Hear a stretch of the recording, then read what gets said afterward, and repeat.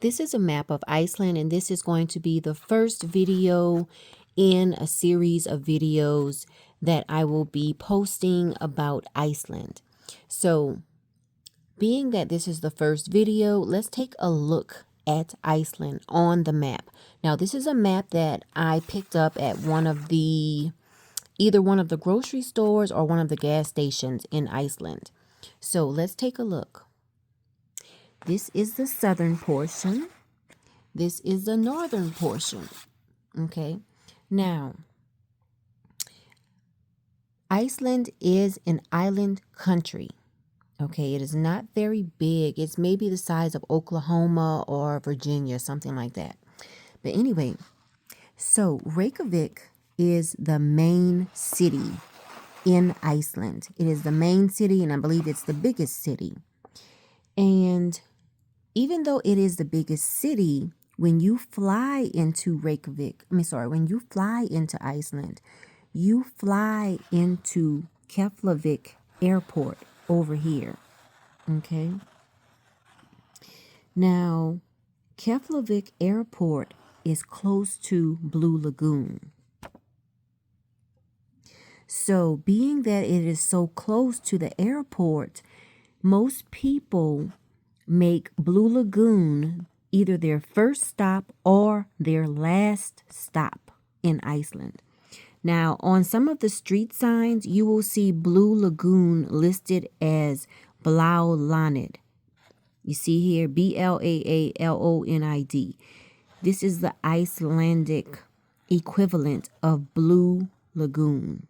Okay, so you can see why when you look at the whole map, you can see why it makes sense to make this your first or your last stop in Iceland. Now let's talk about the distances, as far as time is concerned. From Reykjavik to Keflavik Airport, the driving time is about 45 minutes between Reykjavik and the Keflavik Airport. Between Keflavik Airport and Blue Lagoon is only about 15 to 20 minutes. Okay. So now I want to get into the itinerary that I followed when I visited Iceland. Now, we spent most of our time in the southern portion of Iceland. We visited in December. So in December in Iceland, you are only working with about maybe 4 hours of daylight. So keep that in mind. Now, we flew into Keflavik Airport. We arrived at about 6:30 a.m. So 6:30 a.m. and it's still dark. It was still dark in Iceland. So from Keflavik Airport, we went to Blue Lagoon. We spent a few hours in Blue Lagoon. Let's back up. From Keflavik Airport, we rented a vehicle. Now, some rental car companies are located right there in the airport, but other rental companies, you have to drive maybe about 5 minutes via a shuttle bus. You drive about 5 minutes to the rental car place and pick up the rental car. So that's what we did. We took the shuttle bus to the rental car company. Okay. Rented our car. We drove to Blue Lagoon. We spent a few hours at Blue Lagoon. Once we left Blue Lagoon, we headed on over to Reykjavik. And so between Blue Lagoon and Reykjavik was maybe about an hour, 10 minutes, something like that. We spent a few hours in Reykjavik. While we were in Reykjavik, we picked up some groceries. Okay. Now, once we were satisfied with everything we saw in Reykjavik, we headed to our hotel. Now, our hotel was located close to Vik.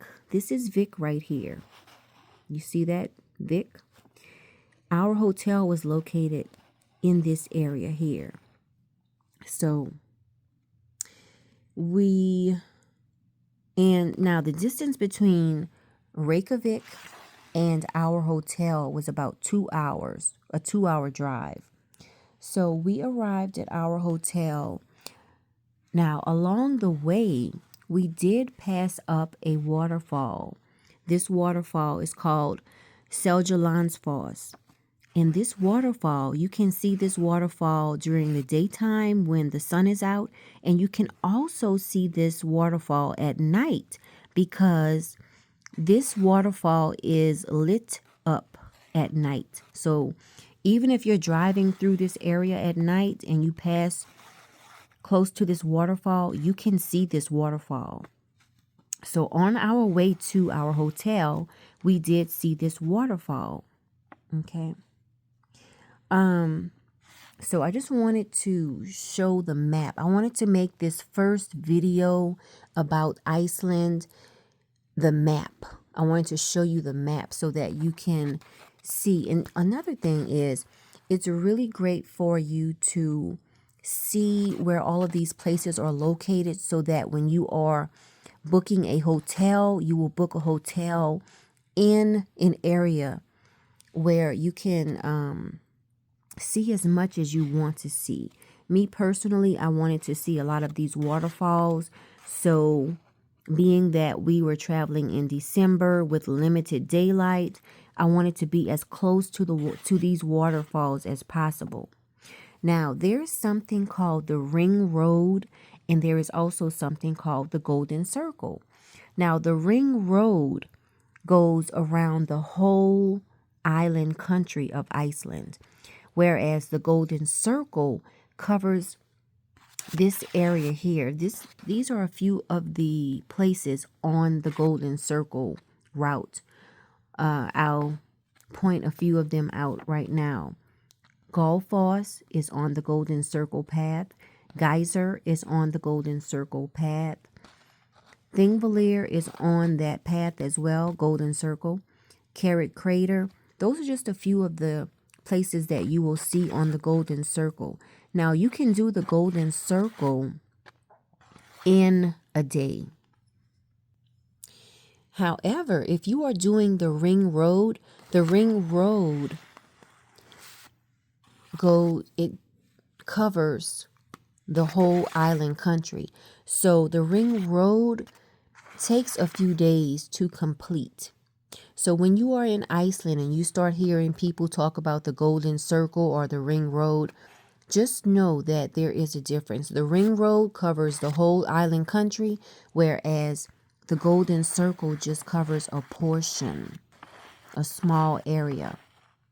Okay. So enjoy the episodes that I post here. And if you have any questions, leave them in the comments and I will gladly answer any questions you have about Iceland.